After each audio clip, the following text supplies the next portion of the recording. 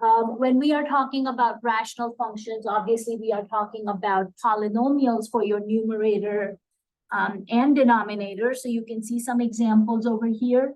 Now, as I had mentioned last time, when you're working with anything that is in a fraction form, you have to be careful about that denominator not being equal to 0, right?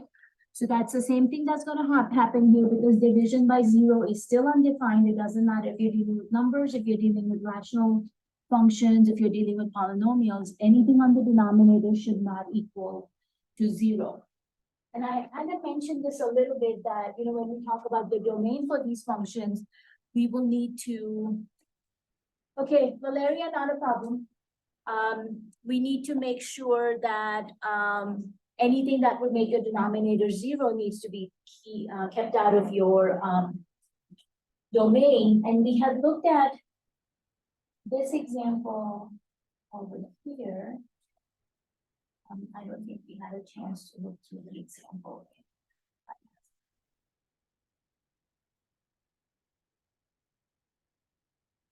And then we'll get into the discussion about the horizontal and vertical asymptotes and how they actually affect the domain, or actually the domain affects those, and how they also affect the graph of the rational function.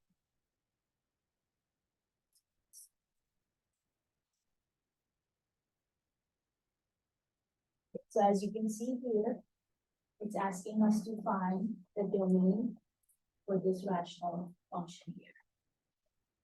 So obviously when we're talking about domain, remember we basically said you can think about the domain as being all real numbers except whatever makes my denominator 0. So whenever you're finding the domain, we're actually only interested in the denominator of the rational function, because the numerator does not affect our domain. It's only what makes our denominator 0. So in this case, we would say just take the denominator and set it equal to 0.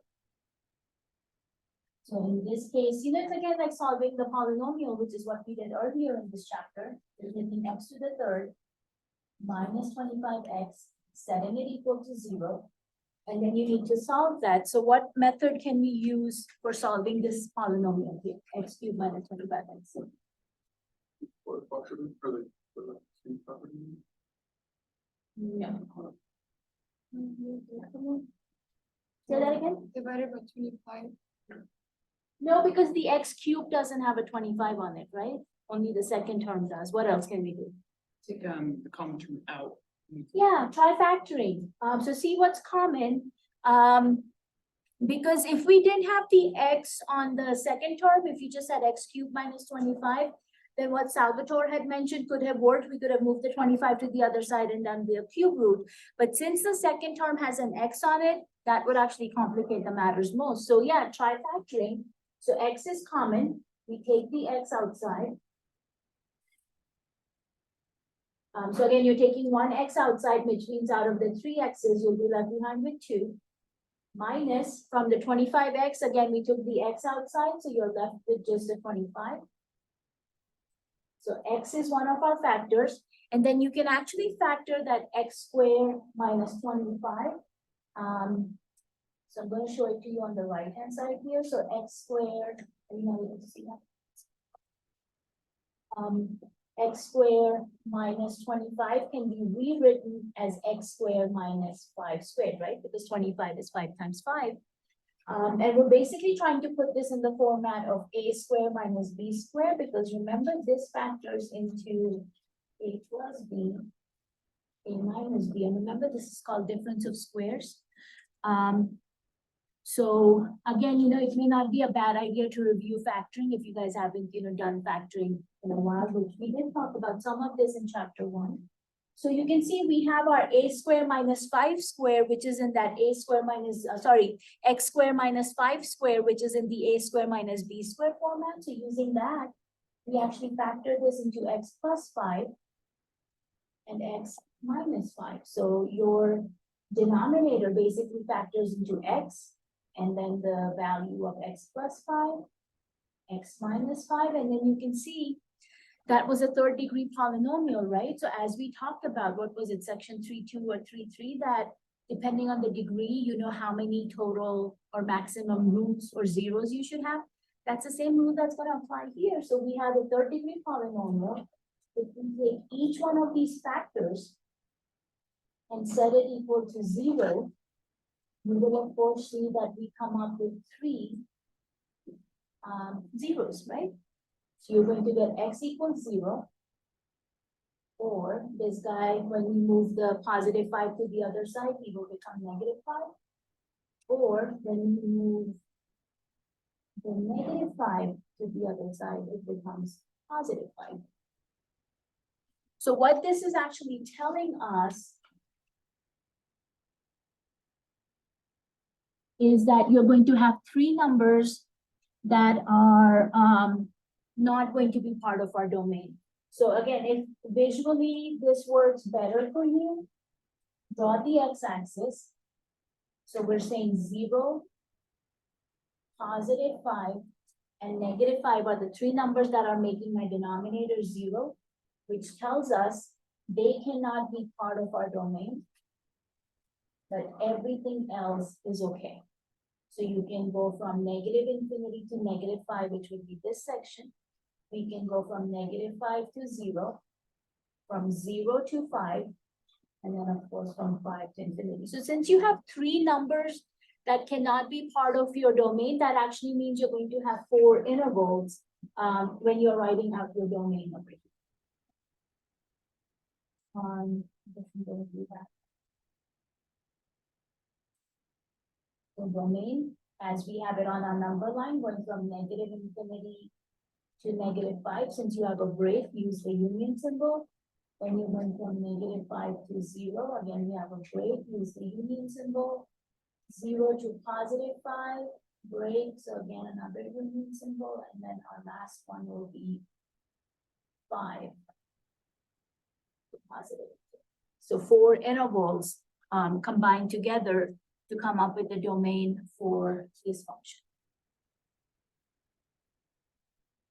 So like I said, a lot of the same techniques that we used in the previous section is now coming into play, just, you know, in a different format. Yes, go ahead. What lets you know that there's the breaks again? Because you cannot include -5, 0, and 5. Because, you know, if we could have included, then we could have just said negative to positive infinity. But since we're not including those numbers, you have to do anything before and after. So that's why you can see we're using parentheses and not brackets, because we're not including those endpoints, and then you have to use the union symbol to attach the different intervals together, right? So that's what's happening, is because we cannot include these 2 numbers. And you know, you can try. Just plug this into your calculator. Take that polynomial from the denominator and plug these 3 numbers in for your x. So do -5, 0, and positive 5, and you'll see a denominator polynomial will end up becoming 0 for these 3 numbers. So again, that's why we know we cannot keep those guys. All right, so we're going from negative infinity to -5.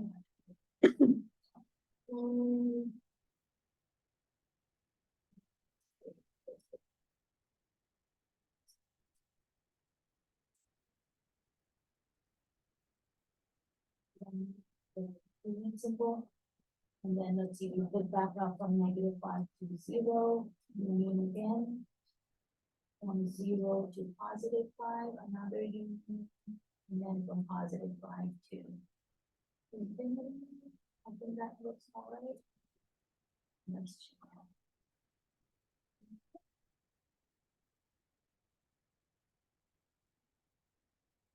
Anybody have questions on this one?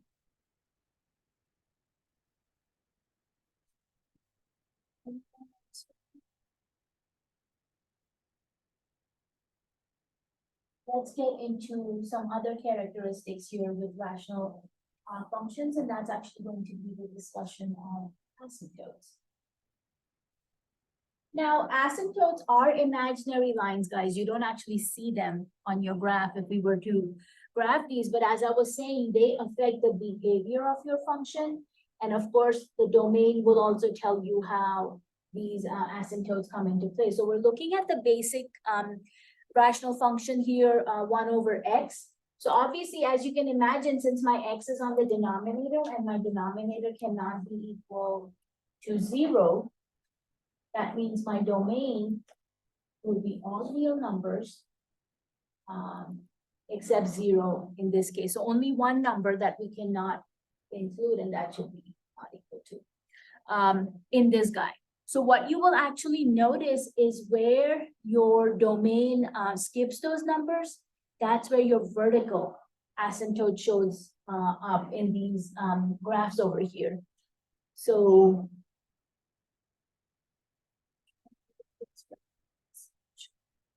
so you will notice when we're talking about x equals 0, that's actually a vertical line, and which also happens to be your y-axis. So you will see as my graph is getting closer to the value of x equals 0, you will notice this behavior in the arms of our graph because they're not going over into a single curve, right? I mean, 1 over x is not one single curve like we would expect with, like, y equals x squared, or even a straight line like y equals x.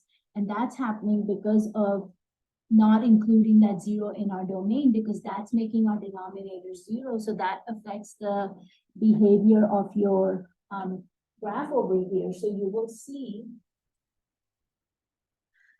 in this example over here, as we are approaching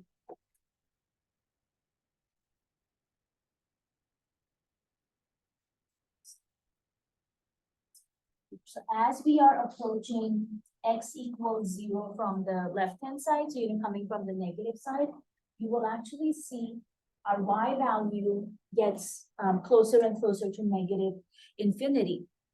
And of course, you can see that arm of the graph is heading downwards because as you get closer to 0, these numbers start getting really small because they'll become negative, something closer to negative infinity. Same thing is happening as you're coming from the positive side and getting closer to 0.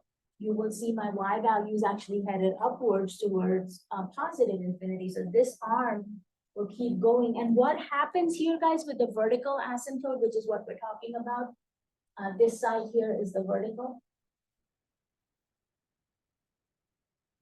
You will get closer and closer to that x equals 0 value, but your function will never equal x equals 0 because obviously, as I showed you, our domain does not include 0. And your graph will never cross that vertical line of x equals 0. We can do this on trusty Desmos here, just to show you what that graph looks like. So let's do another graphing calculator. We're doing equals 1 over x.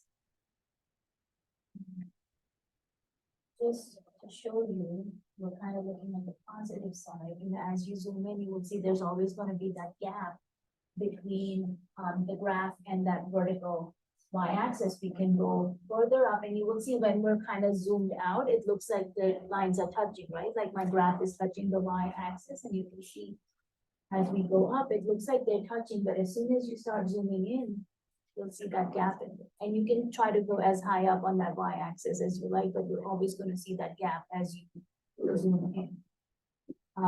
So that's your vertical asymptote, and that's happening right here at this line, which happens to be our vertical line of x equals 0, which also happens to be over the y-axis.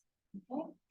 Now, with this graph specifically, you will also notice we have a horizontal asymptote as well. And as you can imagine, horizontal asymptote is a horizontal imaginary line, and that's going to be right on top of the x-axis here. So what this is telling us is actually as your x value gets really, really small, so as it approaches negative infinity, your y value is actually getting closer and closer to 0. Coming on the right-hand side, as your x value is getting, going towards positive infinity, same thing is happening, that y value is getting closer and closer to 0 in this case. So again, what's happening is you are basically getting closer to the x-axis on that horizontal asymptote, but again, your graph is not going to touch that line, and in this case, you're not going to cross that line. Now, some functions you can actually cross the horizontal asymptote. So you will actually see like a x-intercept kind of thing, which does not necessarily mean it will be an x-intercept because your horizontal asymptote is not always going to be on the x-axis. It can be above or below it. But the idea is wherever that horizontal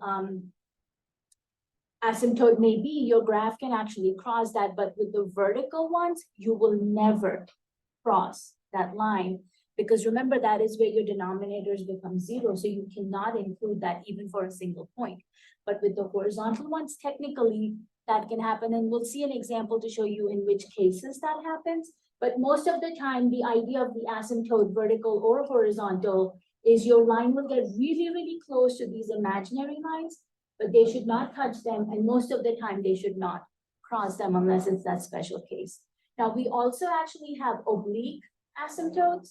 But right now we're just focusing on vertical and horizontal, and once we're ready for the oblique, we'll talk about them. So basically that's what you're looking for, is that behavior where your graph gets really close to these lines, but doesn't touch them, doesn't cross them. And then with our function 1 over x, you can see I've also included the tables over here. So this is for the vertical asymptote. So as you can see, as our x values are getting closer and closer to 0, because you can see we started with 0.1, then 0.01, and then 0.001 on both positive and negative. Look how large those y values started becoming, because they were starting to go towards negative infinity or positive infinity, on the y-axis. In that same way, you can see the table for our horizontal asymptote. And in this case, you will notice as your x value is going towards negative infinity, your y value is headed towards 0 on the negative side, of course, of the x-axis. And as your x value is going closer to positive infinity, same thing's happening on the right-hand side. Your graph is still getting closer to 0 for the y value. So that's where that horizontal asymptote is happening. All right, so some formal definitions over here.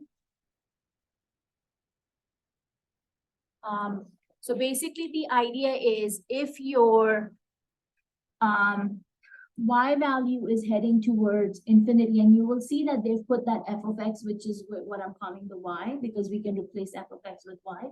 They're putting that in absolute value because they're basically saying infinity can go on the positive side or you can go for infinity on the negative side, right? So they're kind of including them both.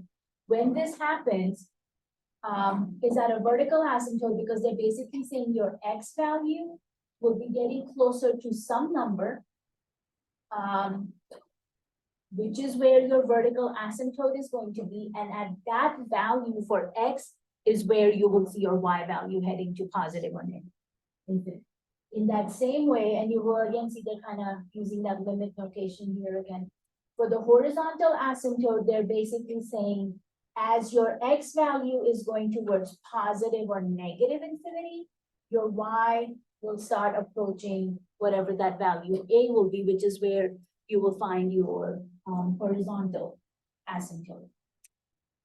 Now, to calculate your vertical asymptote,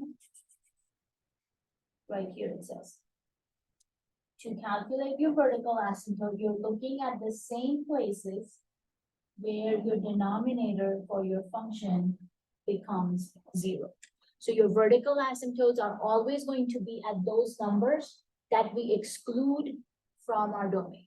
So with 1 over x, we saw the vertical asymptote was at x equals 0. The example that we did, which I guess I probably have moved forward from there, but the example we did in my math lab before this one, where we had negative 5, 0, and 5 that we were not including, you would see that your negative, your vertical asymptotes would be at those 3 numbers. So that one actually would have 3 vertical asymptotes. Go ahead.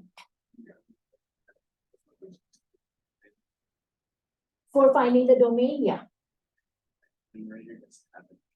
Not for the vertical asymptote and not for the domain. Now the numerator will have an effect on the horizontal asymptote, but again, just to let you guys know, for the vertical asymptote and the domain, we're only interested in the denominator. Yes? So horizontal will take a little bit of a calculation, but again, we'll try and simplify this for you. So we're basically saying to find the horizontal asymptote for a rational expression, the idea is as x gets really large, right? Because we're talking about x going to positive and negative infinity, what y value is your function approaching? Because that's where your horizontal asymptote is going to be at. So if you have functions in this format where you have a constant term on the numerator and something with x on the denominator, so it can be something like 500 over x. You can have, again, a constant number on the top, but x squared on the bottom, some kind of constant number on the top, x cubed on the bottom, or you can even have something like, remember your denominators can also be polynomials, right?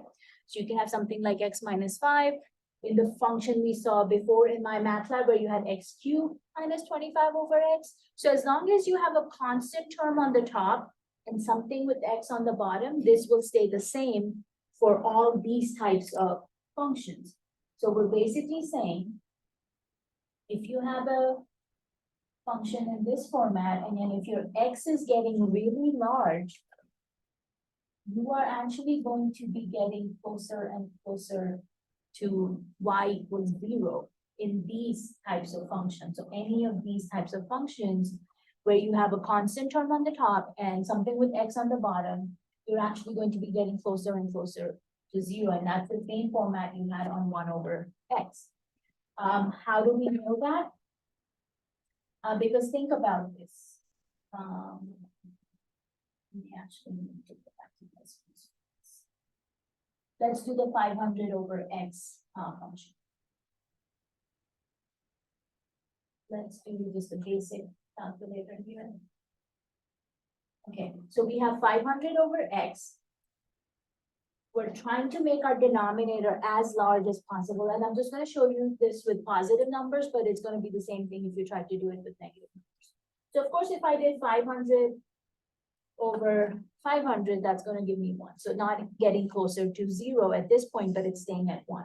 But what if I make it larger, right? So you can see how that went from a 1 to a 0.1. Let's make it even larger. And you will see it's getting closer to 0 now, right? Because we're at 0.01.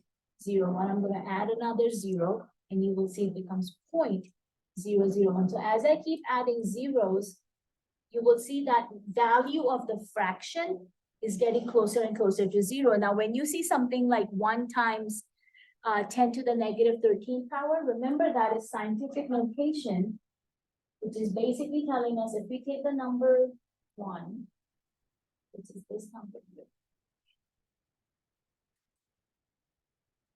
So if you take this number 1 and you've got that exponent of negative 13, that's telling me that decimal point is moving 13 places to the left. I'm not counting this, but I'm just trying to think this. But you're going to have 12 zeros before. Think about how small that number is. So yeah, we can prove that you are getting closer to 0 as that denominator gets larger. So that's the same format. Anytime you have a constant number on the top, and like I said, something with x on the bottom. Now, if you have something with x squared, remember that's growing exponentially, which means your denominator is getting larger, by a second degree. That fraction value is going to get smaller even faster, right? Even quicker.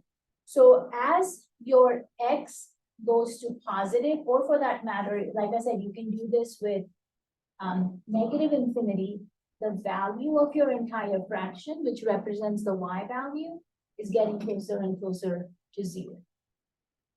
So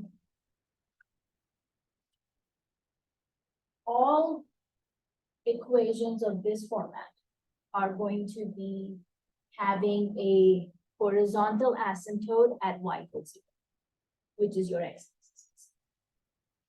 Now, look at this expression over here. I have x in the numerator, x in the denominator, right? And they are the same power, the same degree of x in the numerator and denominator. So what you do over here is, since I have x in the top and x in the bottom, I take each one of my terms and divide it by x. So you will see x divided by x, 2 divided by x, 2 over x divided by x, 3 over x. We're basically taking a different expression And we're trying to kind of go back to this idea here by dividing everything by x. Now, of course, x divided by x will become 1. 2 divided by x, as your x goes to infinity. And again, I'm just sticking to positive infinity here for now, guys. But as your x goes to infinity, this expression, the 2 over x, as we just saw with the 500 over x, will get closer to 0. 2x divided by x, of course, x and x cancel out, so leave you behind with the 2. 3 over x will also start getting closer to 0 as my x gets closer to infinity or negative infinity. So you will actually see these guys end up becoming 0, so they're gone. And you are left with a fraction of 1/2. So what this tells me is this equation here, the rational function, as my x gets closer to positive or negative infinity, my y value is actually getting closer to 1/2. So that's where your horizontal asymptote is going to be. So basically the simplest way to think about this, I'm gonna make this mess go away. Since my x has the same degree, right, they're both to the first power, you actually just look at the ratio of their coefficients and that tells you where your horizontal asymptote is going to be, because these guys will end up disappearing once you divide by x, they'll become 0. So this will be coefficient 1 on the numerator, coefficient 2 on the denominator, and that's where your horizontal asymptote is. So when constant term on the top, x on the bottom, goes to 0, when it's the same degree on the top and the bottom, it's the ratio of the coefficients. And this property here, guys, that we're talking for that first part, actually also applies if you had x on the top and a higher degree on the bottom. So if you have x on the top but x squared on the bottom, these guys will also be having horizontal asymptotes at y equals 0 because the degree on the top is less than the degree. And we can verify that. I'll show you in examples how that works out. All right, so you can see the calculation here in the big brackets on the right-hand side. Now, this was the example for which we found the domain last time. So remember the domain for this guy was where you took that denominator, set it equal to 0. Remember this came out to be x squared minus 3 squared, which of course breaks down into potential ratios. X plus 3x minus 3, which will end up giving you the x cannot be either positive or negative 3. So the domain for this guy, and we talked about this last class, I'm just going through this here. Negative infinity to negative 3 union 0 is included, so negative 3 to positive 3 union. Yeah, 2 numbers, you should have 3 intervals in your domain. So those are the same places where your vertical asymptote is going to be. So your vertical asymptote is going to be at the line x equals 3. Again, that's going to be a vertical line, obviously. And at x equals negative. So the domain where you skip those numbers is the same place where you find your vertical asymptote. For the horizontal asymptote, this is kind of what I was talking about. You will see we have x minus 1 on the top.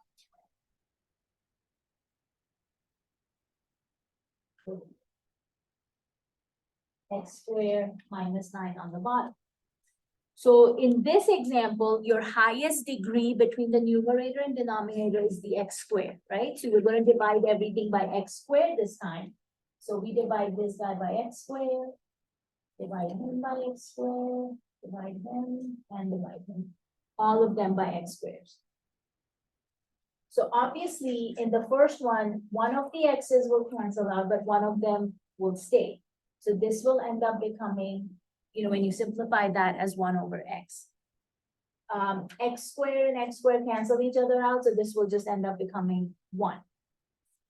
Now, remember, as your x is going to positive or negative infinity, anything that has that 1/x or 500/x or 3/-x², whatever might be, are all going to end up going to 0. So that tells me this fraction here goes to 0. This fraction here goes to 0, and this fraction here goes to 0. Anything that is a number on the top and x something on the bottom. So what you actually end up with is from that first one, you get 0, and that's minus because the second one also becoming 0. So you get 0 minus 0 on the numerator. X² divided by x² became 1, so that's 1 on the bottom, minus 9/x² also starts approaching 0. So you're actually looking at 0 divided by 1, which will be 0. So your horizontal asymptote is going to be at y equals 0. Because anytime the degree on the numerator polynomial is smaller than the degree of the polynomial on the denominator, you're always going to be going to y equals 0, which is the same as your x-axis. So this is actually the same as that 500/x and all the other examples we just saw above.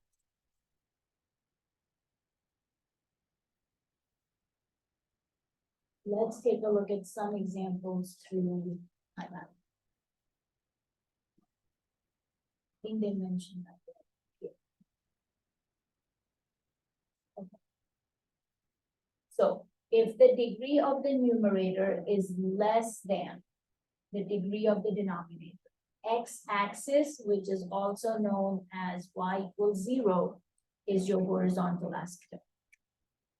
If the degree of the numerator is equal to the degree of the denominator, then this is where you take the ratio of your leading coefficients, because in this case, your x-axis is not going to be the horizontal asymptote. This is where you'll take, like how we had that y equals 1/2 in that one example.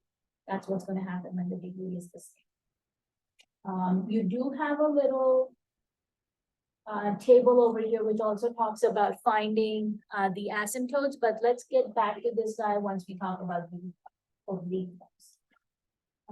But let's see what we have.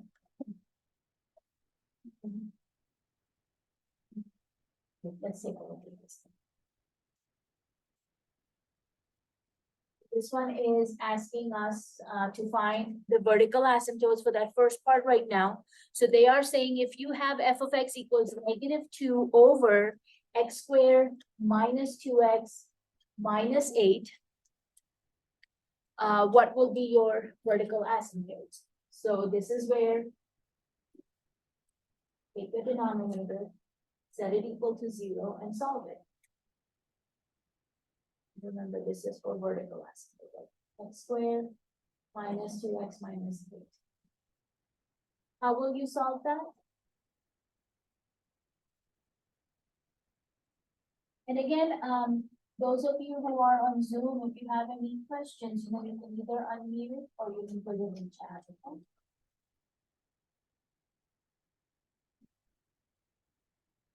What are you using to solve that denominator here? The x outside and the parentheses put an x. So this is a trinomial term now, Brenda. So you actually cannot use factoring in that format. Because if you're going to factor, it has to be common between all three terms. And you will see our x is only in the first and the second term, right? There's nothing with the a. So you cannot use, like the greatest common factoring is what we did in that first example. You won't be able to do. So what other kind of factoring can we use? You can use the quadratic formula, yeah. But I think this one is simple enough that you should be able to use just straightforward factoring also. But if you're not seeing that, yes, quadratic formula will work just as well. Go ahead, Jason. X plus 2 and x minus 4. Okay, let's check that. X plus 2, x minus 4. So when we multiply +2, -4, we get -8. And when we add +2 and -4, we get -2, which gives us the middle term. Yeah, that will work. Perfect. So that will end up giving us two numbers that will make our denominator 0. So let's see, this guy will end up giving us what? The first one. -2, very nice. And for the second one, guys, what would be? So remember, again, if they had asked us the domain question, which you will see more examples of domain than what I have shown you. So again, you are going from -infinity to -2, union -2 to 4, union 4. And again, those are the same numbers where we will see vertical asymptotes, right? So let's find those on our list. X equals -2, he's right here. X equals 4, he's right here.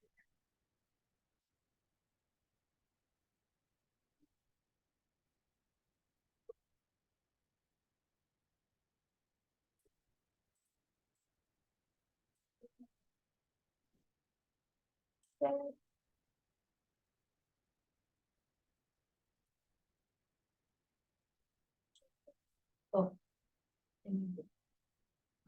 X equals 4, X equals, there we go. Alrighty, so those are our vertical asymptotes. Now,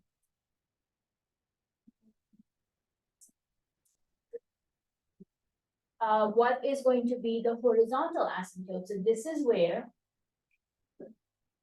again, you can see you have -2 on the top, so that's a constant term, and something with X on the bottom. So since this is that same format, we can basically say as X goes to positive or negative infinity, your Y value will actually start getting closer to 0.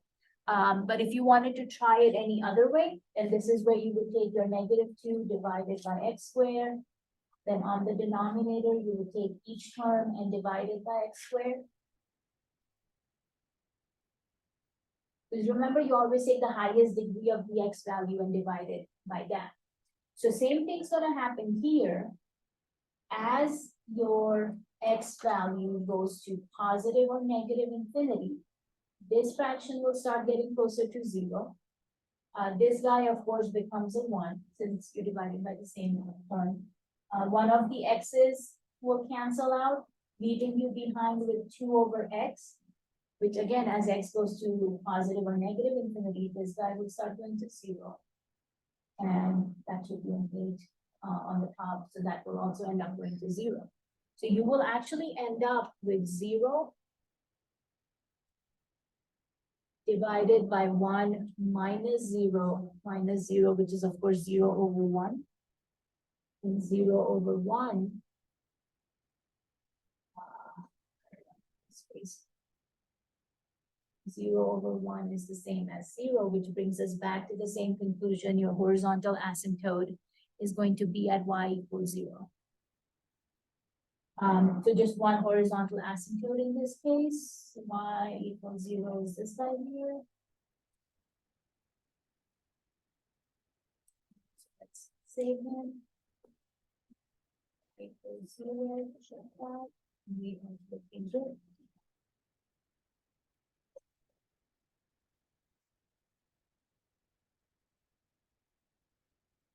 Questions on the horizontal asymptote?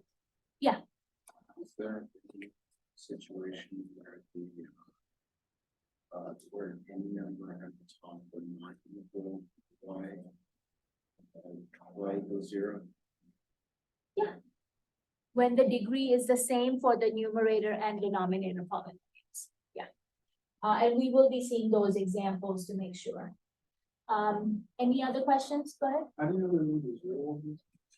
Because what I showed you here, as you make your denominator really large, you will see the value of the entire fraction gets closer to 0. Oh, So that's the same rule we're applying for the any example where you have a constant number on the top and X something on the bottom. okay. Yeah. Oh, yeah. Yeah. All right. Did anybody on chat have a question? I didn't see anything pop up on chat, so I guess you guys are doing okay. All righty. Okay, so this one you can see has the same degree of X on the top and the bottom. So again, we want to start out with the vertical asymptote first, guys. So again, take that denominator, set it equal to 0. which again, since that's a 1-degree polynomial, you're only going to get one number for on the bottom. So again, if you were to do the domain on this guy, only one number you cannot include, so you would even from negative infinity, and then union from infinity. So only one number that cannot be used, which means you would have two intervals in your domain. And then of course, you will notice in the instructions, it's telling you to type an equation, in this case. So make sure you're typing x equals 3, in the next box, obviously.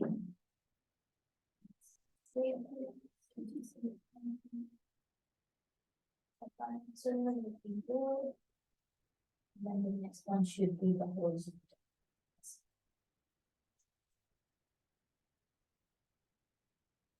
Horizontal asymptote.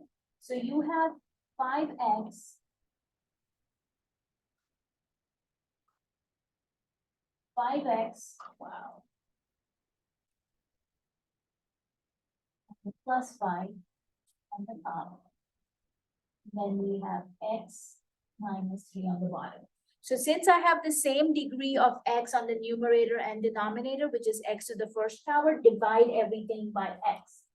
So we divide by x, divide by x, divide by x, right? So divide each term by x. And of course, you will notice the x and x cancel out, leaving us with 5 from that first term. Of course, 5 over x will go to 0 as your x is going to either positive or negative infinity. So you get 5 from that first term because my x is canceled out. But then I'll get 0 from my second term. On the denominator, again, x and x cancel out, leaving us with 1. So you will have 1 from that first term on the denominator. And same thing, 3 over x will again get closer to 0 as my x gets really large or small. So you will end up with 0 for that second term on the denominator. So 5 plus 0 is 5. 1 minus 0 is 1. 5 divided by 1 is 5. Your horizontal asymptote is going to be at y equals 5. So in this case, guys, kind of like what we had talked about from the handout, when the degree on your numerator and denominator is the same, it's the ratio of your leading coefficients. So, you can ignore those constant terms. You had 5x on the first, so 5, and then you had basically just x, which is a coefficient of 1. So 5 over 1 would be 5, and that would be your horizontal asymptote. So you can do it by that rule, or like I showed you, divide everything by that same degree of x and then solve it and see what you get, which also gave us y equals 5. Again, you're typing in an equation. So y equals 5 for this guy. Check our answer.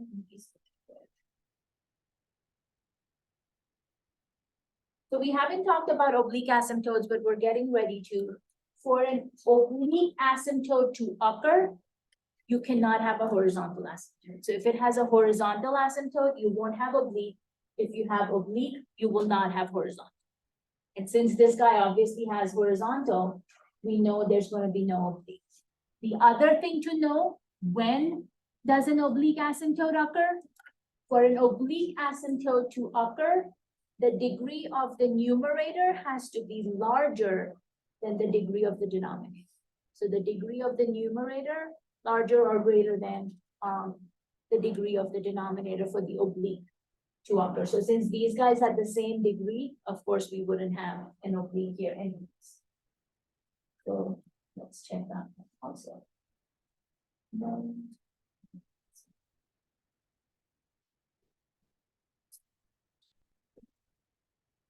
Degree of the numerator is larger than the denominator for the oblique. Yes. Awesome. Alrighty. I think that's where the next example is actually taking us is. Yeah, so see how this one, let's delete that. How this one has x squared on the top, but only x on the bottom. So you have a larger degree on the numerator than the denominator. So you will have vertical and oblique, but no horizontal at this guy. But before we solve him, let's come back to our. Okay. Normally we call it oblique asymptotes, but some textbook might call it a slant asymptote. So in this case, we're basically saying, like, you can imagine the word oblique or slant is going to be a non-horizontal line. An asymptote that is neither horizontal nor vertical would be called an oblique or a slant. They are determined by using long division or synthetic division. So you'll kind of see we're bringing back that idea of solving polynomials using synthetic division again. For the most part, you can use synthetic division with the exception of one example that's in your homework. And it may show up on the exam because again, these are full questions. If you only have x on the denominator, not like x minus 1 like this guy has, but just x on the denominator, you will have to use long division because synthetic wouldn't. Because you're essentially dividing by 0 if you only have x on the bottom. So only when you see single x on the bottom, use long division, but for all the others like this guy here, you can use synthetic division. All right, so let's take a look over here. So you will see in that little paragraph, we are saying if the degree of your polynomial in the numerator is greater than the degree of your polynomial in the denominator, then you will have an oblique asymptote. So again, they're saying use division to write the entire function. So this is rewriting the function in this format where you're doing quotient plus this fraction of remainder over divisor. This is not the oblique asymptote, guys. This is just rewriting that entire expression. When you are writing the oblique asymptote, it's only going to be the quotient.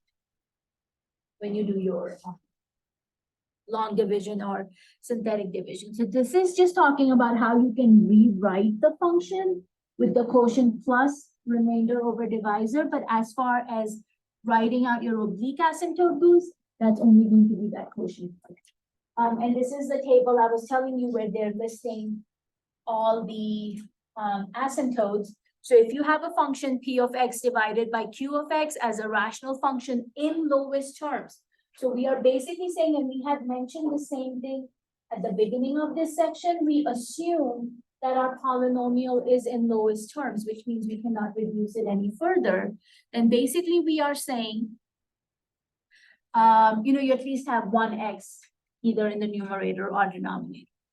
The graph has a vertical asymptote corresponding to where that denominator is equal to 0. So remember, that's where we find our domain.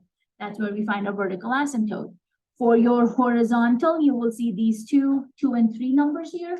So that is if the degree on the numerator is less than the degree on the denominator, then x-axis, I don't know why they say x-axis, I'd rather they use the y equals 0 because that's what you're going to type into your answer box, not the x-axis. So that's the line y equals 0 is going to be a horizontal asymptote.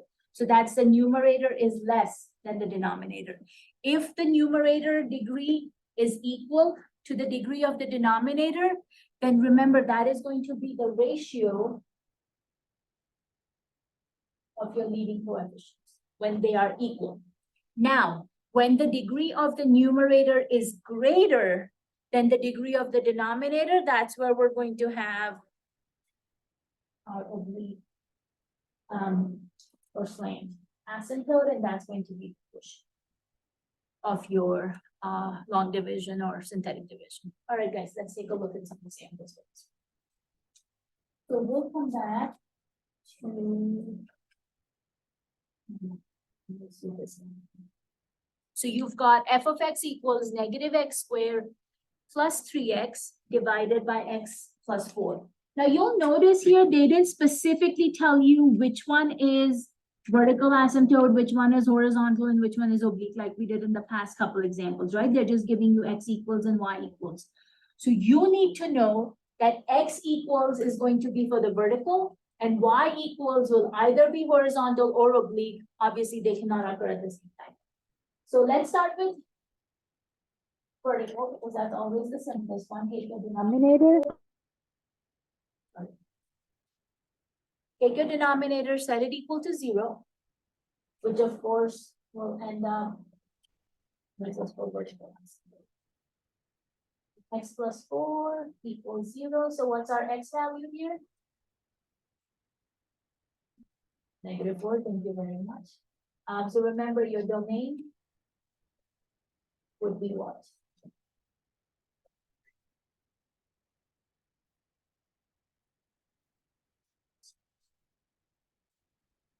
So one number that is excluded, so two intervals in your domain.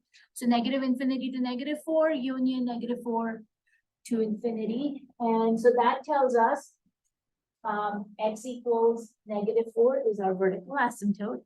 So he's done. Now, since we know that degree of numerator is greater than degree of denominator, we will have an oblique asymptote.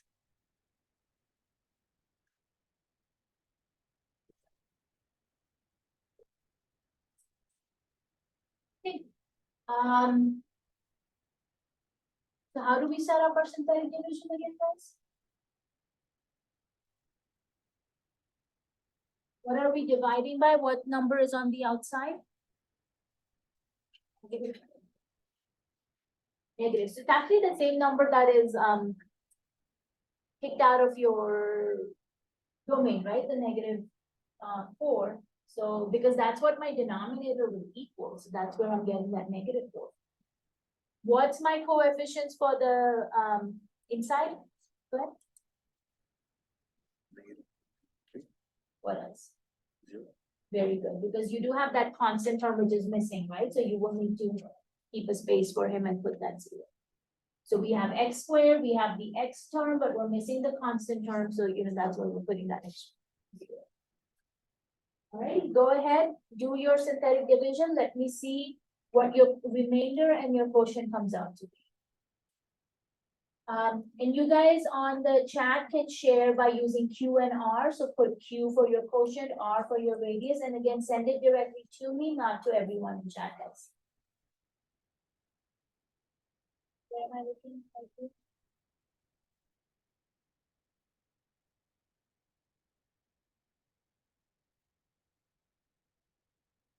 Which one's your remainder and which one's your quotient? Very good. So how would you write this out?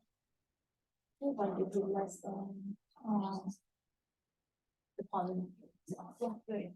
That should actually be the, because you're writing it as a, that would be the one. Do we have our quotient and remainder?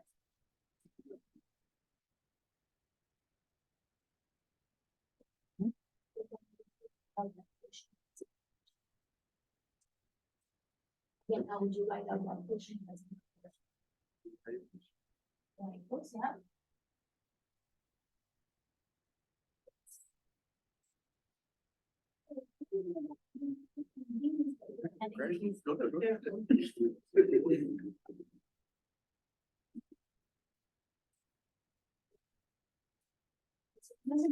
This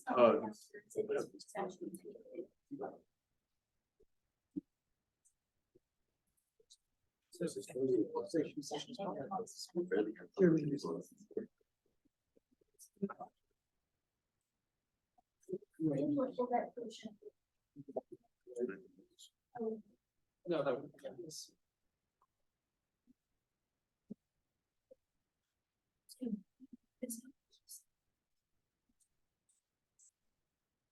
For the horizontal, it's just the same.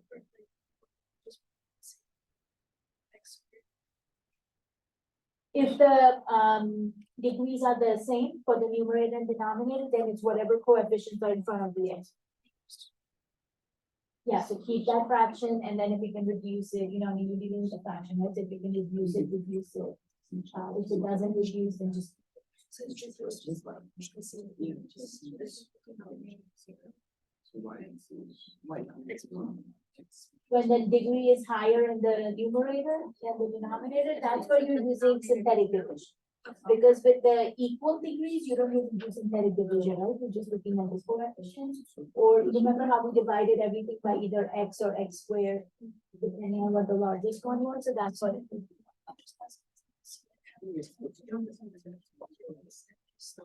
Well, this one is talking about the degree less than that one we just said, but both of them are talking about. You're trying to find.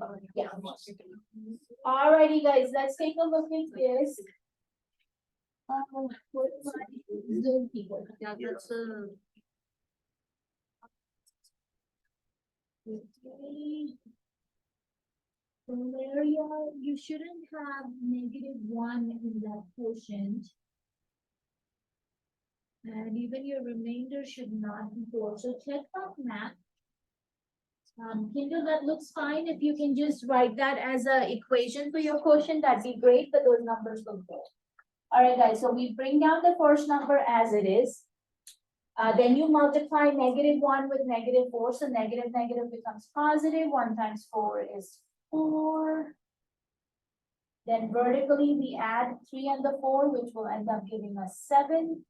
Then you multiply 7 with -4, which is -28. And then vertically, again, you're adding -28 with 0, which gives you -28. So here's the remainder. This is the quotient. So since my degree on the numerator is x squared, and that's what we're dividing, your quotient will have 1 degree less than that. So this should then become -x plus 7 for your quotient. Now remember how they were saying you can rewrite your rational expression as quotient plus remainder over divisor. So if we needed to write, I'm gonna use a different color here. So if we wanted to rewrite this guy for f of x, that would be where we would say -x plus 7. And then we would be adding the fraction -28 over x plus 4. Because you do actually have some questions which will ask you to rewrite with the quotient plus remainder over divisor. So that is just rewriting the original function. But as far as our oblique asymptote goes, that's this little guy here, y equals -x plus 7. So let's plug him in. -x plus 7. Let's statement. And put in these. No, as soon as you find that quotient, you are good to go. Yeah. So anybody have a question? Yes. So just subtract x on both of them to get the quotient. Say that one more time. You subtract x from each one after you get the quotient, so it would be x squared plus 7x.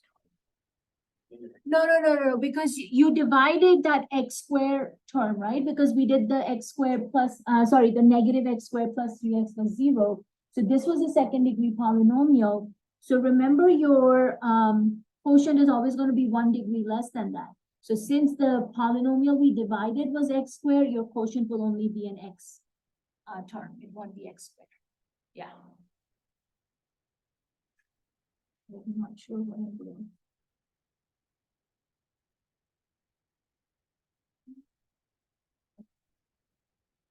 All right, let's see if we have another example. Yes.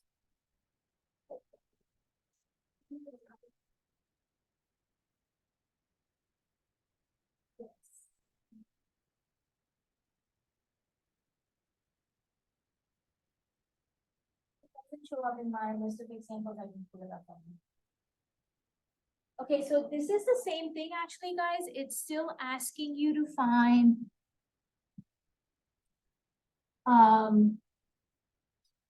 the oblique asymptote, but they're using that linear. Sorry, not just oblique.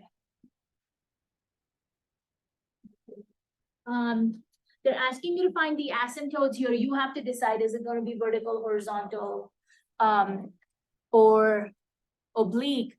So looking at this expression, you have 1 over x squared. What asymptote should it have? X zero. Which will be which one?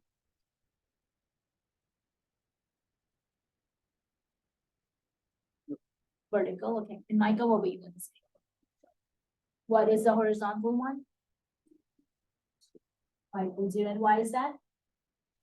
X, y, x squared. Which is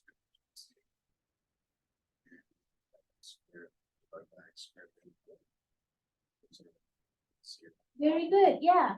So, or you can look at it as the degree of my numerator is less than the degree of my denominator. So that also tells us that we'll be going to y equals 0. So in this case, what's happening here, since they are giving you this problem in the limit format, and they're specifically telling you x is going to positive infinity, they're either talking about horizontal asymptote or oblique asymptote, because that is when, remember, because in the vertical asymptote, your x is actually going towards a number and y is what's heading towards positive or negative infinity. So when they give it to you in the limit format with that x going to positive or negative infinity, you're either going to come up with a horizontal or oblique. So in this case, we will actually have horizontal asymptote because my degree on the numerator is less than the degree on the denominator. And as Micah explained it to us, you can either take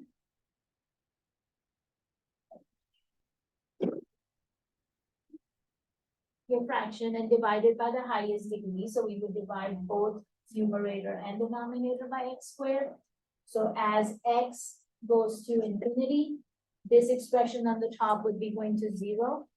Since x squared and x squared cancel out, this would actually equal 1. So you would end up with 0 divided by 1, which is 0. That would become your horizontal asymptote. So this guy, you actually don't have to say y equals 0 because again, this is that limit notation. You just say this is equal to 0. And so in our answer box, you're actually only typing in that number, which again, in this case happens to be 0.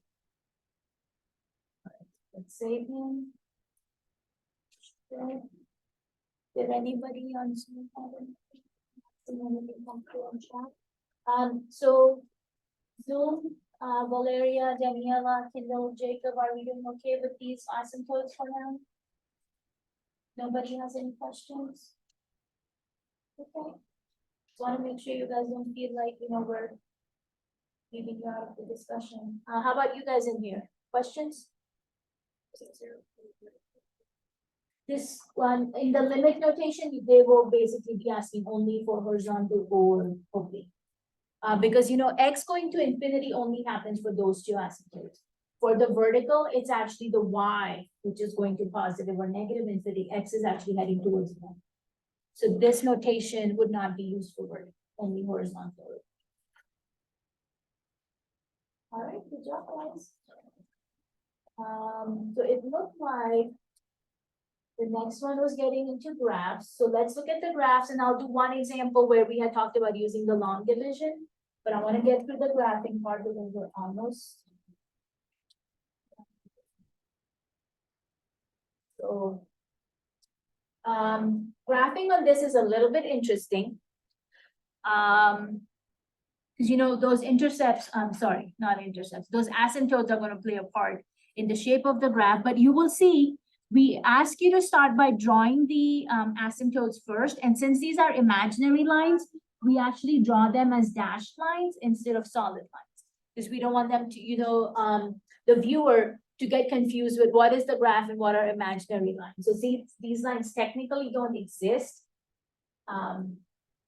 You dash those lines. And again, we're not drawing by hand. So, a lot of these is just technology based instead of drawing by hand. We of course check for symmetry. So same rules for symmetry that we saw before. If it's an even function, it's symmetric about the y-axis. If it's an odd function, it's symmetric about the origin.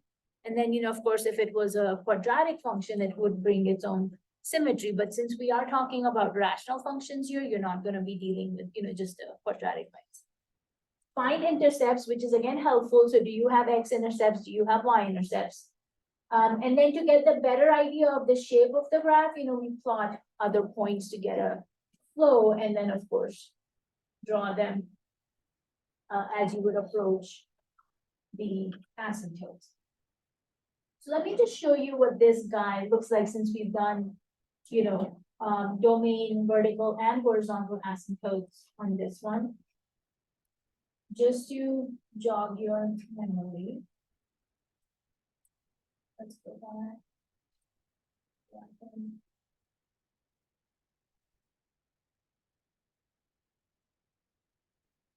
On the top, we had x minus 1. On the bottom, we had x squared minus 9. So remember for this guy, your vertical asymptotes were at x equals positive and negative 3. Your horizontal asymptote, is this degree on the top is less than the degree on the bottom, this would be at y equals 0. So, actually,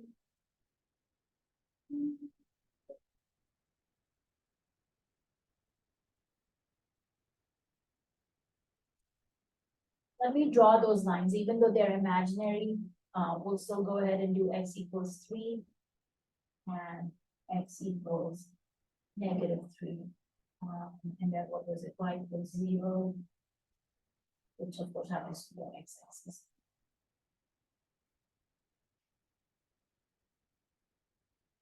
So let's take a look at this.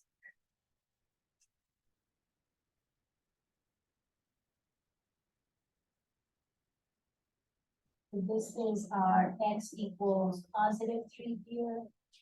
This is our x equals negative 3 here. Those are those vertical lines. And then, of course, this is y equals 0. So you will notice on these vertical asymptotes, same behavior as my graph gets closer, or as my curve gets closer to the imaginary vertical asymptote, you will see this arm of my graph is getting closer to that vertical line. But again, as we zoom in, you'll see there's always going to be that gap, and it's happening both as x gets closer to 3 from positive side or the negative side. My y values are heading to positive or negative infinity, and you'd of course notice that same behavior over here when we are getting closer to x equals negative 3, again coming from the negative or positive side. So those are your vertical asymptotes, but then you will also notice for the horizontal asymptote, which happens to be the x-axis or y equals 0 line, you will see on the left-hand side, as my graph is getting closer to the x value getting closer to negative infinity, that y value is getting closer to 0. On the right-hand side, same thing is happening. As your x value is getting closer to positive infinity, your y value is again getting closer to 0. However, you should notice that little x-intercept right over there. Because right in the middle, your graph is crossing the x-axis. This is kind of what I was talking about, that there will be some graphs, some instances where the horizontal axis, they can still cross, but not with the vertical axis. So let's clear this up so you can see where that x-intercept is.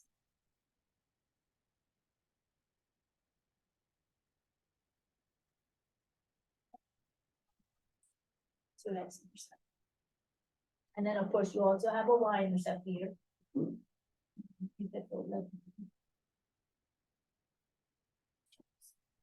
As you can see, going to be a really small.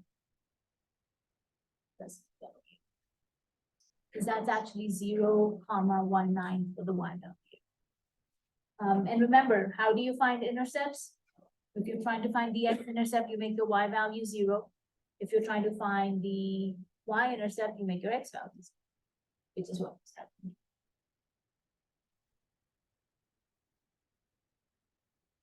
Okay, so this was just to show you from that example, but let's do this guy here from the My Math Lab. So as you can see, they're asking us to sketch the graph. Note that the function is not in lowest terms. So this one actually, before you put it in lowest terms, you want to find the domain first, and then we can get into finding the asymptotes. So can you tell me what the domain for this guy is going to be? And again, Zoom, folks, you can share your answer with me through chat. Very good. Only one number which will be excluded from the domain is you're just taking the denominator and setting it equal to 0. So as Jason just told us, you're going from negative infinity to 1, and then from 1 to infinity to 0, and then 2. Put those guys together.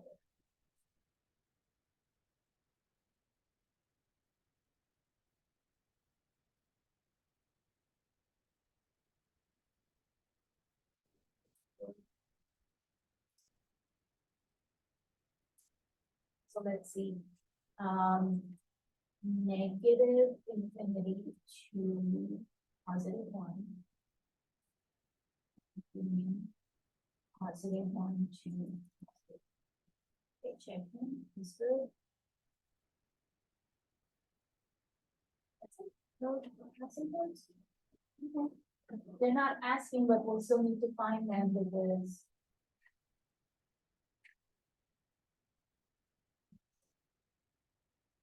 Let's put this in lowest terms next.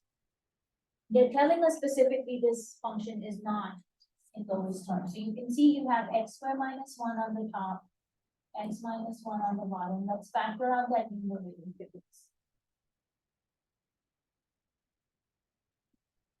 Because if you don't put it in lowest terms, your graph will look different, or it may miss some point. Yeah, very good, because the numerator can be written as x squared minus 1 squared, right? Again, that a squared minus b squared format, where it factors into a plus b and a minus b. So you will see as soon as we factor that numerator, you end up getting x plus 1, x minus 1. And now what do you notice between the numerator and denominator? There's one factor which is common, right? Because the x minus 1 will cancel out, leaving you in simple terms or lowest terms with x plus 1. Yeah? With me so far? Okay.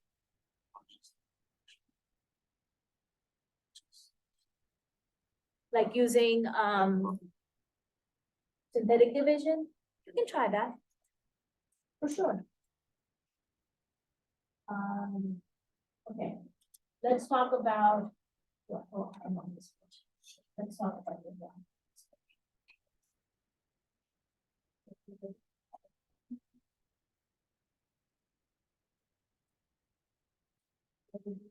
X squared minus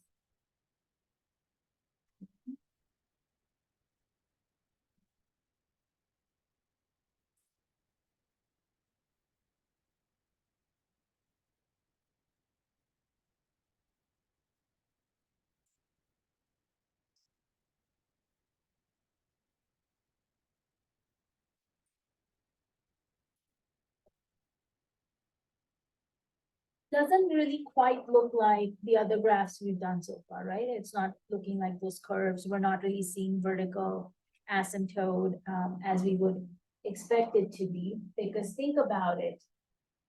If your function simplifies into x plus 1, so basically we are saying this guy in simplified form is x plus 1, would we have a vertical asymptote? Because there's no denominator left anymore, right? If no denominator, no vertical asymptote, would we have a horizontal asymptote? Not really, because again, you don't have a denominator, so how do you know which degree is less or equal or oblique for that matter? But we did do the domain, and the domain told us, what was it, positive 1 could not be in the domain? Because remember how we had negative infinity, and you can see that there on the top, we're saying go from negative infinity to one, and then from one to infinity, don't include one. So what actually happens here, which is what I was saying, Desmos doesn't show you that, is right here. You know what, give me a second, let's do one more graph of the x plus. You will see they do overlap, right? As they should, because you just took the function and reduced it. But what Desmos is not showing is where your x value equals 1.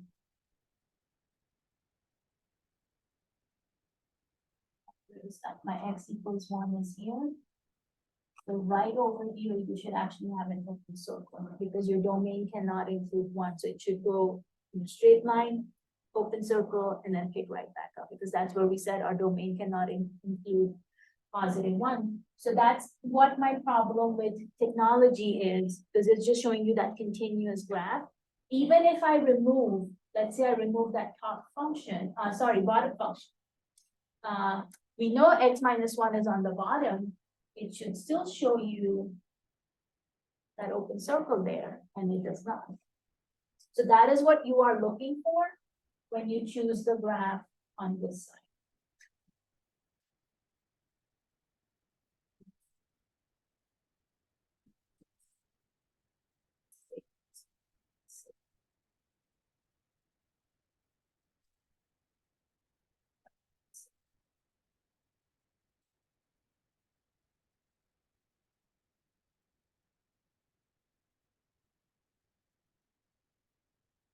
Trying to get all 4 options, well, I'm not selecting the answer, that's default, that's just this, because we know he's not in. Obviously, we know it's gotta be A, B, or D. Now, which one? B as in dog or B as in bunny? B. Very nice, because that has the open circle. Now you will see A does not have any open circles. D for dog is showing you open circle on the negative side, which is the wrong placement. So the only right placement is graph B, and if we make him large, you should be able to see that open circle is on the right hand side. Now, if you were to, calibrate your points, you will see that comes out at positive 1. So option B is going to be.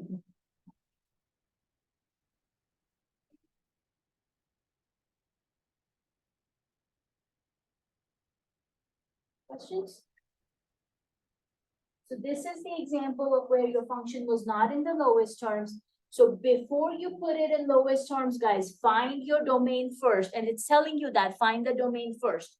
Once you find your domain, then you can reduce your function, put it in lowest terms, and then see what your asymptotes and what your graph will look like. So that's very important. All righty. Let's take a look, and you've got a bunch of examples here in your handout that again, you can see the videos for them in D2L. The last part here, guys, again, we want to talk about how can we use either the graphing method or the test point method to solve rational functions, or in this case, rational inequalities. So this one here, you can see, again, you've got a couple examples by using the graph for the test point method. So let's take a look at this guy here.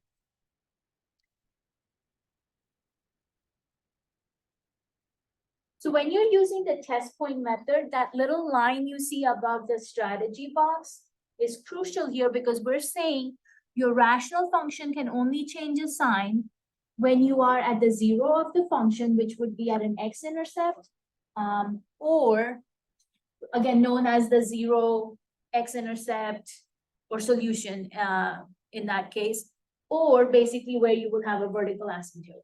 So you could, because we talk about where your y is greater than 0, less than 0, equal to 0, and all of those things when we're talking about inequalities. So the sign changes can only happen if you're looking at a 0 for the function, or where the vertical asymptote happens. So when you're using the test point method, as you can see, you need to get 0 on one side and get your polynomial on the other side. So if you need to get your fraction on one side and zero on the one side, go ahead and do that. Rewrite the inequality. Find all the zeros for your polynomial, which will be for the numerator and the denominator polynomials. The rational function is undefined when, of course, you have zeros at the denominator, which is where we happen to have our vertical asymptotes. And then locate the zeros from, the second step that we did, the finding those zeros, put it on the number line, and then you do your test point method, like I had shown you with inequalities in quadratics. So let's use that technique here. Okay, so we already have a rational inequality on one side, zero on the other, so we don't need to rewrite him. But we will need to start by finding our zeros. So remember, you take both your numerator and denominator and find those zeros. So x plus 1 from the numerator, set it equal to 0, and this is us finding the zeros. Which of course gives you x equals -1. For the vertical asymptote, you take your denominator and set it equal to 0, which will give you x equals -2. So one of them represents the x-intercept, the other one represents the vertical asymptote. So if we put this on a number line, and of course the number line represents the x-axis. Let's see, we need -2 and -1. So remember, -2 was our vertical asymptote and -1 was our zero. Now we need to select test points from each interval. So give me a number smaller than -2. Okay, that works. Between -2 and -1? No, unfortunately. Yeah, you are gonna have to go for a decimal because you're obviously between two integers. So -1.5. And then on the right-hand side? 2, okay, all right. So we have our test points. Those test points are in blue, guys. Test points. All right, let's check them. So let's start with x equals -3. Just put it in your inequality. So -3 plus 1 divided by -3 plus 2, what will that give us? -3 plus 1, -2, and on the denominator. All right, so what will my sign come out to?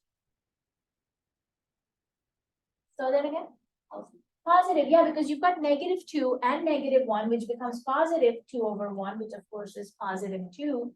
So this is actually telling us we are going to have positive y values in this interval. All right, now my next test point is that x equals -1.5. So let's see what will he give us. -1.5 plus 1 over -1.5 plus 2.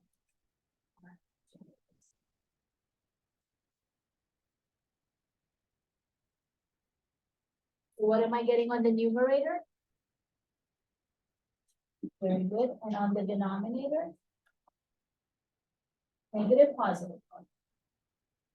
That actually tells you 0.5 divided by 0.5 will be 1. But since one of the numbers has negative, the other one's positive, we're actually going to get the negative sign left over, right? So that's telling us the middle interval is going to be y values on it. And the last test point is 2. X equals 2. So B is what? 2 plus 1 and 2 plus 2. What is that giving us? And that's a positive 3 over 4, right? So that will mean positive in that class.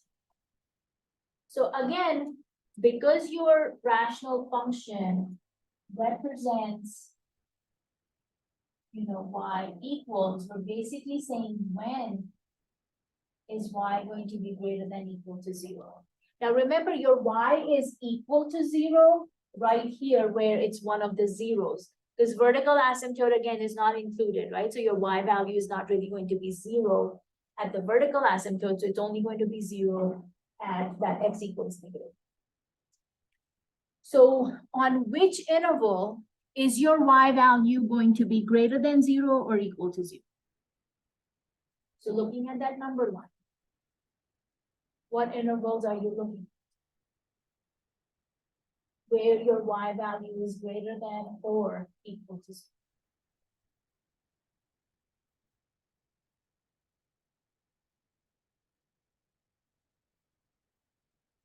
Tell me the interval. Yeah.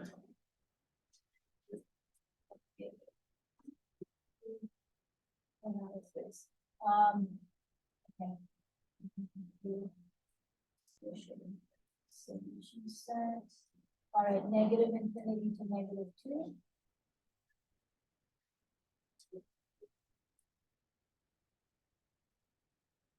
Now we put in parentheses or brackets. Parentheses. Because the 0 was at -1, and we are saying equal to 0, you want to include that, but the -2, which was the vertical asymptote, cannot be included. So with the -2, you do parentheses, but with the -1, guys, you want to do brackets. Okay. I saw somebody's hand go up. Yeah. Okay. Question?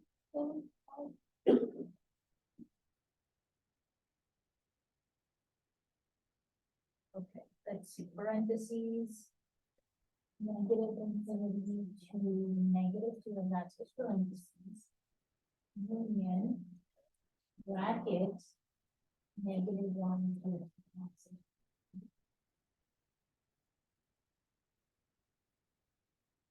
statement, and then let's check and see what this one says.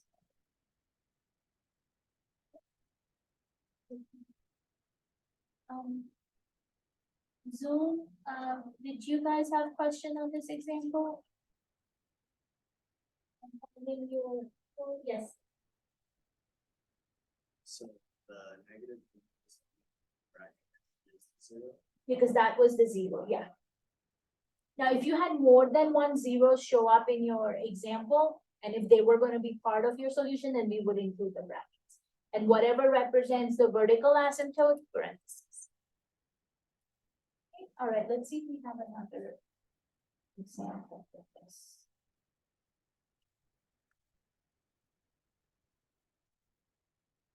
Let's move on from the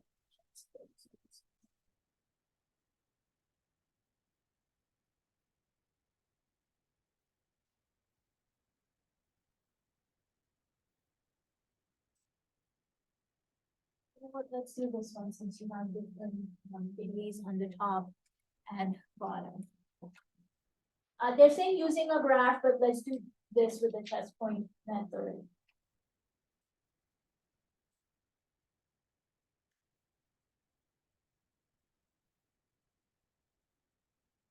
So again, we've got the rational inequality on one side, 0 on the other, so we don't need to rewrite this. So we can start by finding our zeros.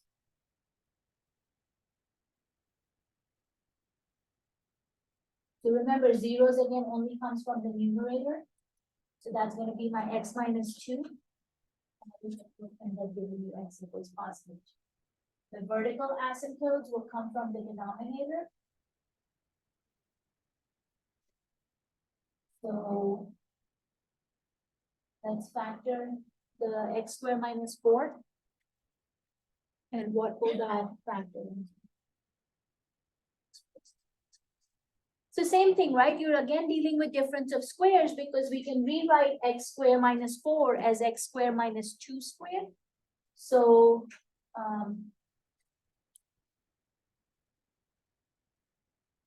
that breaks down into 2, as Jason said, x plus 2, x minus 2.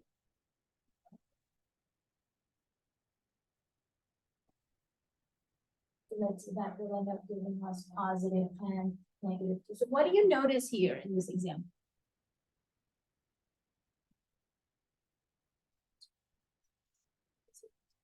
Yeah, because you're seeing that repetition between the zero value, which is x equals positive two, and you're seeing that same here in the vertical asymptote. Can you tell me why that's happening? Look at your original function again, x minus two over x squared minus four.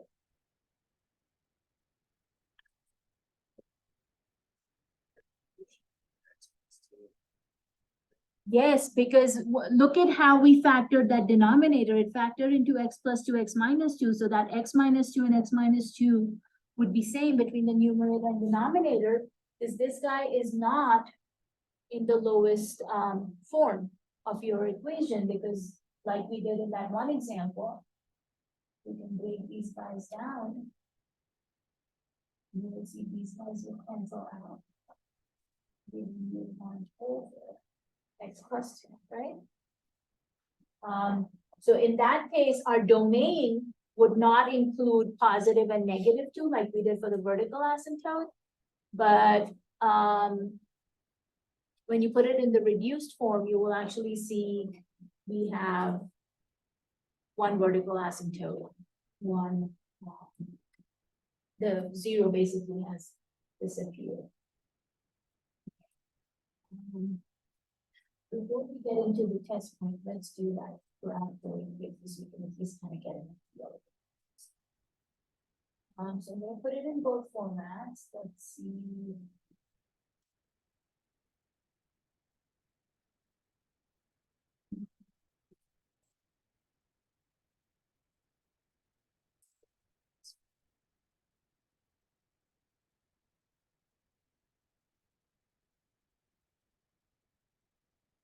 There we go.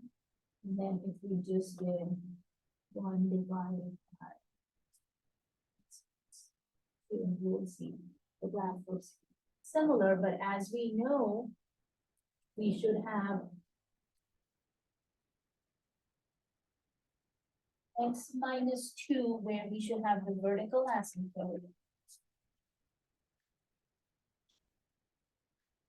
So we're definitely noticing the vertical asymptote over here. But what happened at x equals two? Where we had the original zero calculation, what happened to it?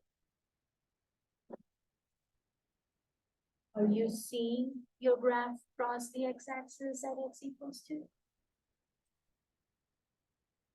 No, and that's because when you put it in the lowest term, the zero actually disappears, right? Because you will see now when I take my numerator of one and set it equal to zero, I'm not going to get an x-intercept. So that's why, you know, reducing that equation is really important. So as we can see, when we reduce it, this actually goes away and only one intercept remains, right? Which is going to be x equals negative two. So this guy actually goes away also, because you're only dealing with x plus two in your denominator, which gives you a vertical asymptote of x minus two. Okay. So now that you kind of have an idea of what the graph looks like, how would we set up our test point?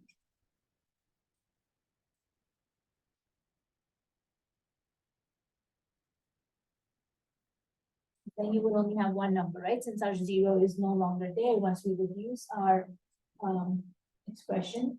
So you pick a test point from each interval. Smaller than negative two, negative three, okay, larger than negative two. Going to be positive three, sure, that works. Okay, so obviously when you're testing, use the reduced equation. So for your test point, what will we end up with? So test point, let's do x equals negative three. That would be one over negative three plus two. Then what will that be?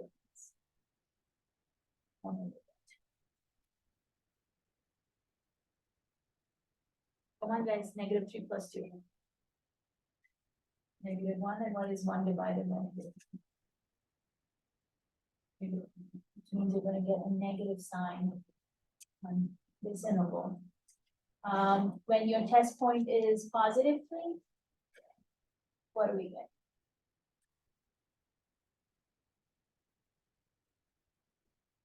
1/5, which is a positive number. So this tells us you're gonna have positive numbers here.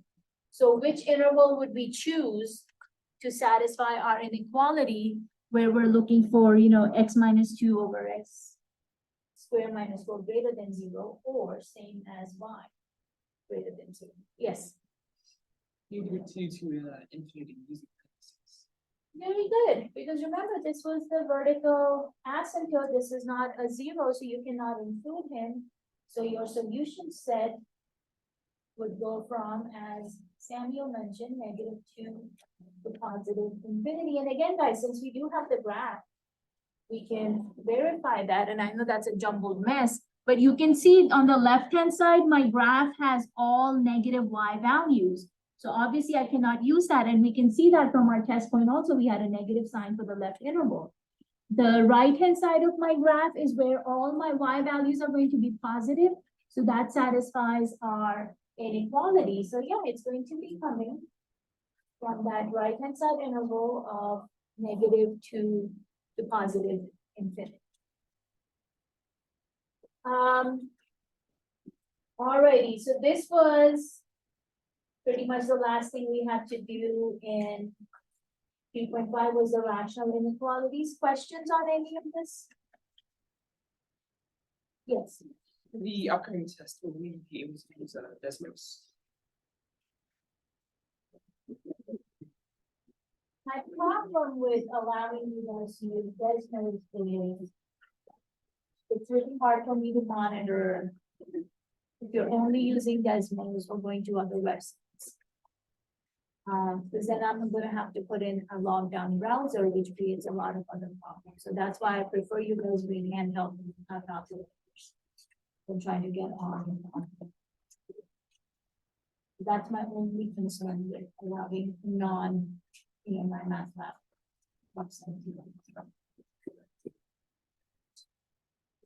Does Learning Commons have graphic calculators for you guys to borrow, or do they only do scientific ones? Because I know the math department ones are only scientific.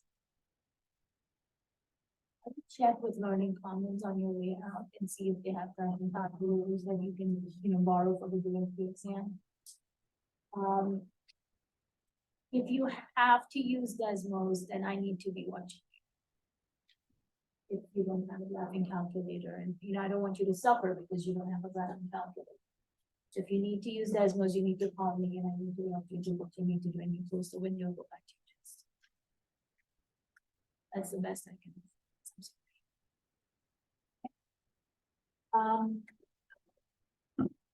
Do you have time to see the long example you need to get?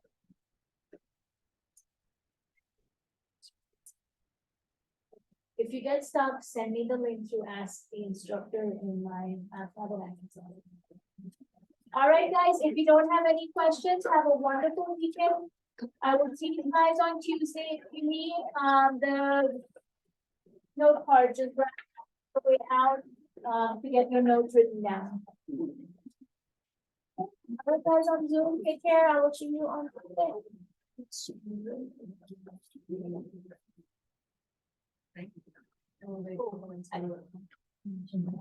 Yeah, so I will reopen all of chapter 3 homework, and that will be due, what did we do, 11 a.m. on the day of the exam? Yeah, so all of chapter 3 homework will be reopened from section 3.1 to 3.5, and you guys have till Tuesday, 11 a.m. to get all done. Thank you. Yeah, awesome, thank you. Did you get the note card? Did you need one? Okay. Are we gonna be here during Thanksgiving, or is that Like the day of Thanksgiving? No, because campus is gonna be closed starting Wednesday. So Wednesday through Thursday, everything is closed, no classes. So we're only meeting Tuesday. Oh, I didn't stop it. We're only meeting on Tuesday of Thanksgiving week, and then Thursday will be our day.